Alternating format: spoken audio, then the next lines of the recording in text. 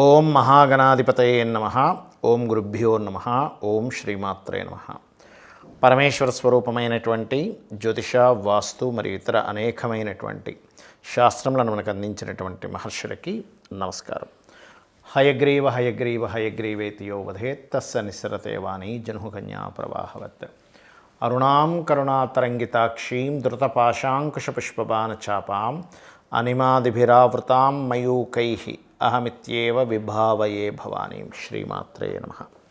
ప్రేక్షకులకి ఆ లలితాంబిక అమ్మవారి యొక్క అనుగ్రహం పరిపూర్ణంగా కలగాలని మనస్ఫూర్తిగా కోరుకుంటూ మనం ఈరోజు 23వ తేదీ నుంచి 29వ తేదీ వరకు ఉన్నటువంటి వార ఫలితములు మరియు గ్రహస్థితి ఏ విధంగా ఉంది, ఏ విషయాల పట్ల జాగ్రత్తగా ఉండాలి, మీరు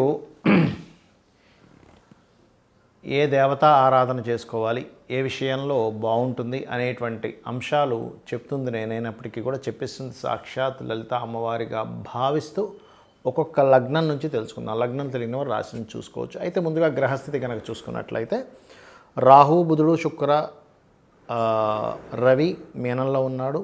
ఈ శని కూడా 29వ తేదీ కల్లా చేరుకుంటాడు. చంద్రుడు కూడా చేరుకుంటాడు. అంటే 29వ తేదీకి షష్టగ్రహ కూటమి ఏర్పడుతుంది.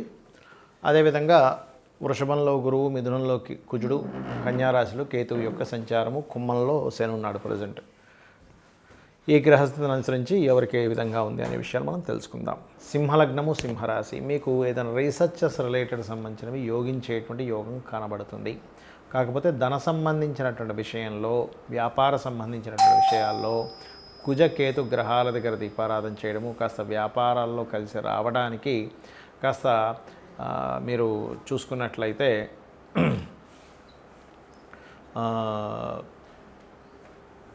కుజకేతు గ్రహాల దగ్గర దీపారాధన మరియు ఓం ఇంద్రగోప పరిక్షిప్త స్మరతోనాభజంగికాయే నమః అనే నామస్మరణ చేయడం చేస్తూ ఉండండి. అలాగే మరొక విషయం ఏంటంటే ఇక్కడ ల్యాండ్స్ కొనుగోలు చేయడానికి, ప్రాపర్టీ రిలేటెడ్ సంబంధించినవి, విద్యా సంబంధించినవి అనుకూలిస్తాయి, అందులో ఎటువంటి సందేహం లేదు. అదేవిధంగా సంతానం కోసం చేసే ప్రయత్నం కూడా ఫలిస్తుంది. కాకపోతే కాస్త వివాహం కోసం చేసే ప్రయత్నం కొంతవరకు ఆలస్యమవుతూ ఉంటాయి. అలాగే మరొక విషయం ఏంటంటే ఇక్కడ గమనించుకున్నట్లయితే కొన్ని రీసెర్చ్లు ఇట్లాంటి వాటిల్లో బాగా కలిసి రావడం అనేటువంటిది చూపిస్తుంది, అందులో ఎటువంటి సందేహం లేదు. మరియు మరొక విషయం ఏంటంటే ఇక్కడ ఉద్యోగం కోసం చేసే ప్రయత్నాల్లో కొన్ని మార్పులు చేర్పులు బలంగా చూపిస్తున్నాయి. ఇక మీరు ఎక్కువగా ధనపరంగా బాగా రాణించాలి అని అనుకుంటే కనుక కాస్త కుజ కేతు గ్రహాల దగ్గర దీపారాధన చేయండి, అన్ని విధాలా బాగుంటుంది. చాలామందికి ఈ సంవత్సరం నుంచి అయినా సరే నా జీవితం మారాలి, ఒక్కోసారి కొత్త సంవత్సరం ఉగాది నుంచి మారాలి, ఇక్కడి నుంచి మారుతుందేమో అని ఒక ఆశతో ఉంటారు. లేదా ఆంగ్ల సంవత్సరం 2025 వచ్చింది, ఇప్పటి నుంచి ఏమైనా మారుతుందా, 2026 వచ్చింది, ఇక్కడి నుంచి ఏమైనా మారుతుందా అంటూ ఉంటారు. మరి సంవత్సరం మారగానే అసలు ఎందుకు మారాలి, ఇది మనం అర్థం చేసుకోవాలి. ఎప్పుడైనా సరే మేజర్ ప్లానెట్స్ అయినటువంటి గ్రహాలు మారితే అప్పుడు కొంత పరిస్థితుల్లో మార్పు వస్తుంది, కాలం మారినట్టుగా. ఇంకోటి వాటికంటే ముఖ్యంగా మన దినచర్యలో ఆలోచన విధానము, మనం చేసేటువంటి దేవతా ఆరాధన, మనం తీసుకునే నిర్ణయాలు, మనం కష్టపడేటువంటి విధానము మారితే ఆటోమేటిక్గా మారుతుంది. అయితే ఇవన్నీ మారాలంటే కూడా మన గ్రహస్థితి అనుకరించాలి. అంటే ఆ గ్రహస్థితి కనుక మీకు అనుకూలించకపోతే మీరు ఎంత ప్రయత్నం చేస్తున్నా ముందుకు వెళ్ళలేకపోతుంటారు. ఎందుకంటే చాలామంది తెలివైన వాళ్ళు ఉంటారండి భూమి మీద, చాలా తెలివి, చాలా టాలెంటెడ్ కూడా ఉంటారు. కానీ వాళ్ళకి ఎందుకో కలిసి రాదు. ఎందుకు కలిసి రాదు అంటే పూర్వజన్మ కర్మ. మరి ఆ పూర్వజన్మ కర్మల్ని అలాగే అనుభవించాలా, ఇంకా నా జీవితం ఇంతే అనుకుని ఏడ్చుకుంటూ కూర్చోవాలంటే జ్యోతిష్ శాస్త్రం ఎక్కడా కూడా నువ్వు ఏడ్చుతూ కూర్చునేదానికి శాస్త్రం అక్కర్లేదు. అసలు నా జీవితం ఇలా ఉందండి, ఇలాగే పని చేస్తుంది అనుకోవడానికి అసలు శాస్త్రమే అక్కర్లేదు. ఇప్పుడు మెడికల్ ఉంది, మెడికల్లో అలాగా మీకు ఏదో ప్రాబ్లం వచ్చింది, డాక్టర్ గారి దగ్గరికి వెళ్తే ఏం చేస్తారు, బాబు నువ్వు ఈ టాబ్లెట్స్ వాడు, ఈ కోర్స్ చేయి, నీకు తగ్గుతుంది అంటాడు. రోగం తగ్గుతుంది మనకి కదా. కాకపోతే కొన్ని రోగాలేమో వారం రోజుల్లో 3 రోజులు తగ్గితే, కొన్ని 6 నెలలు 3 నెలలు లాంగ్ టర్మ్ ఉంటాయి. అది రకరకాల హోమియోపతి కావచ్చు, ఆయుర్వేదం కావచ్చు, అలోపతి కావచ్చు. అలాగే మన దినచర్యలో మనం తీసుకునేటువంటి ఆహార వ్యవహారాలు, ఎక్సర్సైజెస్ చేయడం వల్ల కూడా అనారోగ్యానికి దూరం ఎలా అయితే అవుతామో, ఆరోగ్యంగా ఎలా ఉంటామో, మనం నిత్యము చేసేటువంటి కొన్ని వాటి వల్ల మీకు గ్రహస్థితులు మారుతున్నా, ఒక బ్యాడ్ కాంబినేషన్స్ ఒకటి వచ్చినా, లేకపోతే మీరు ఎక్కడా కూడా ఇబ్బంది పడకుండా ఉండడానికి కొన్ని చేసుకుంటూ ఉండాలి. అప్పుడు ఖచ్చితంగా ఇంకా అందులో డౌట్ లేదు, ఆ వ్యక్తి ఎక్కడ కూడా ఇబ్బంది పడకుండా ఉంటాడు. అదేంటో చెప్తాను ఇవాళ మీకు నేను. మీ ఇష్టదైవం ఎవరైనా గుర్తుపెట్టుకోండి, అది విష్ణువా, మహావిష్ణువా, శివుడా, అమ్మవారా, లేకపోతే నేను దశమహావిద్యలో పలానా అమ్మవారిని చేస్తున్నానండి, లేదా కాలభైరవుడిని చేస్తున్నానా, ఏదైనా ఆంజనేయ స్వామి కావచ్చు, ఏదైనా మీ ఇష్టదైవం ఒకటి గుర్తుపెట్టుకోండి. మా ఇష్టదైవం ఎవరో నాకు తెలియట్లేదు, నేను ఎవరిని పూజించాలో అర్థం కావట్లేదు అన్నప్పుడు లగ్నం నుంచి పంచమ స్థానంలో ఏ గ్రహాలు ఉన్నాయి అంటే ఉదాహరణకి మేష లగ్నం అనుకోండి, పంచమం రవి అవుతుంది. ఈ రవి స్థానంలో ఏ గ్రహాలు ఉన్నాయి, లేదా రవిని, లేదా వృషభ లగ్నం అనుకోండి బుధుడు అవుతాడు. బుధ స్థానంలో ఏ గ్రహాలు ఉన్నాయి, లేదా బుధుడిని, మీ జన్మ జాతకంలో గోచారంలో కాదు, వారిని తీసుకోండి. మీకు ఇష్టదైవం అంటే ఇష్టదైవం, లేదంటే ఆ దేవత ఆరాధన చేస్తే ఏమవుతుందంటే ఫస్ట్ మీకు ఇక్కడ ఏదైతే జీవితంలో అడ్డుపడుతున్నాయో, మీ జీవితంలో ముందుకు వెళ్ళనివ్వకుండా ఆ అడ్డుపడుతున్నటువంటి విషయాలు ముందు ఆ కర్మ అనేటువంటి దగ్ధం అవుతుంది ఉపాసన వల్ల.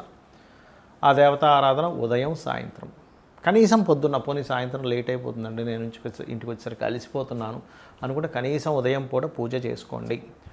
పూజ అంటే పూర్వ వైభవాన్ని జనింపజేసేది పూజ, గుర్తుపెట్టుకోండి. ఒకప్పుడు నేను బాగా బ్రతికేవాడిని అండి, అది తీసుకొచ్చి ఇస్తుంది పూజ.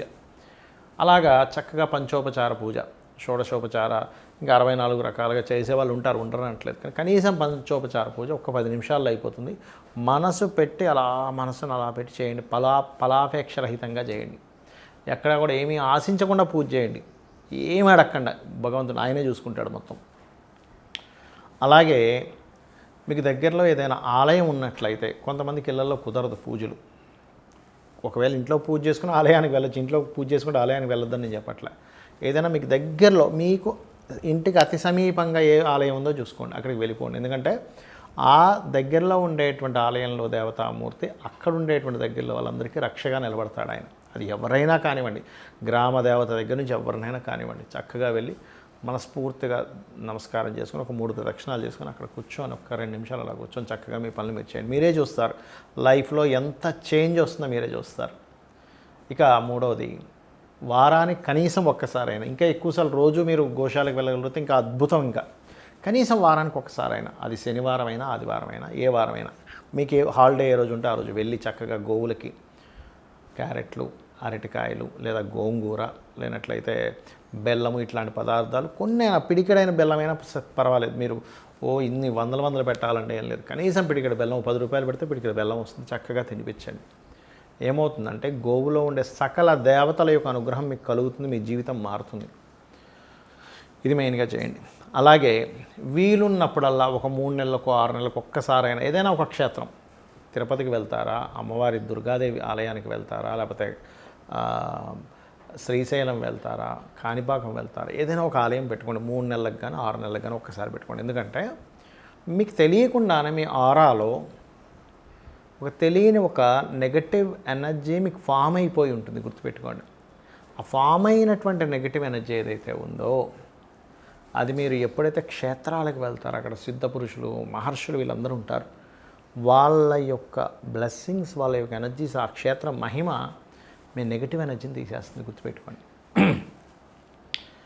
ఇవి పాటించండి. దీంతోపాటు పశువులకి, పక్షులకి, అంటే కనీసం ఇప్పుడు శాస్త్రాల్లో ఏంటంటే పక్షులకి నీరు పెట్టినా కూడా పితృదేవతల అనుగ్రహం కలుగుతుందట. అలాగే అమావాస్య నాడు మీ పితృదేవతల కోసమని స్వయం పాకం ఇవ్వడం, కాస్త పౌర్ణమికి చంద్రుడిని చూస్తూ లలిత చదువుకోవడం, వీలైతే రోజు ఉదయం సాయంత్రం ఒక్కసారైనా లలిత సహస్రనామాలు వినడం, వాటి యొక్క అర్థాలు వినడం, అర్థం తెలుసుకుంటూ విశ్వంలో ఉన్నటువంటి అమ్మవారి యొక్క శక్తి ఏ రకంగా ఉందో మీరు అర్థం చేసుకోవడం, ఇవి మెయిన్గా చేయండి. దీనివల్ల ఏమవుతుందంటే మీకు తెలియకుండానే ఒక జర్నీ, అంటే మీరు పశుపక్షాదులతోని మీ రెగ్యులర్గా ఉండేటువంటి దీంతో కనెక్ట్ అవుతారు బాగా. ఇందులో చాలామంది అడుగుతారు ఏమంటే నిత్యం పూజ చేస్తే నాన్ వెజిటేరియన్ తినకూడదేమో, ఇలాంటివి ఏమీ లేవు, గుర్తుపెట్టుకోండి. మీ ఉపాధి బట్టి, మీకున్నటువంటి దీన్ని బట్టి ఏమీ కాదు, చక్కగా. కాకపోతే ఆదివారాలు మాత్రం తినకండి దయచేసి, బుధవారం హ్యాపీగా తినొచ్చు, ఏం కాదు. అయితే ఇప్పుడు పౌరహిత్యంలో ఉంటారు, మంత్రాలు లేనట్లయితే పూజలు అవి చేస్తారు, వాళ్ళు మాత్రం ఎట్టి పరిస్థితుల్లో వాటిని ముట్టుకోకూడదు. ఒక్కొక్క ఉపాధి బట్టి, ఇప్పుడు క్షత్రియులు ఉన్నారు ఉదాహరణకి, వాళ్ళు నాన్ వెజిటేరియన్ తినాలి, ఎందుకంటే వాళ్ళకి బలం కావాలి. అట్లాగే మీరు గనక ఏమంటే నాకు సకల జీవుల మీద నాకు ఒక రకమైన దయాగుణం ఉంది, నేను వాటిని చంపడం ఏమిటనే భావన కలిగి మానేయడం వేరు, బలవంతంగా మానేయడం వేరు. అమ్మో ఇదేదో అంటున్నారు, అదేమైపోతుందంటే మీరు తినకపోయినా కూడా అయ్యో నేను తినట్లేదే అనేటువంటిది తినడం కంటే ఎక్కువ దోషాన్ని తెచ్చిపెడుతుంది. కాబట్టి మీరు దాన్ని అర్థం చేసుకొని మానేయడం వేరు.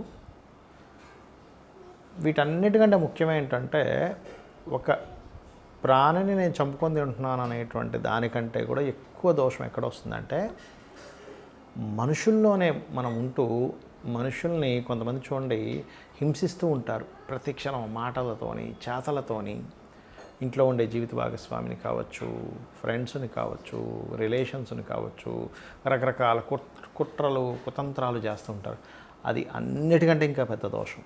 గాసిప్స్ చెప్పుకోవడం, గాసిప్స్ ద్వారా దారిద్ర్యం పెరుగుతుందని చెప్తుంది శాస్త్రం. అంటే లేని దాన్ని సృష్టించి నలుగురికి చెప్పడం.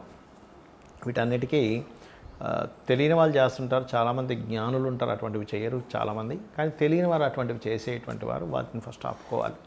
ఎందుకంటే దాని ద్వారానే దారిద్ర్యం పెరుగుతుంది, గుర్తుపెట్టుకోండి. శ్రీమాత్రే నమః.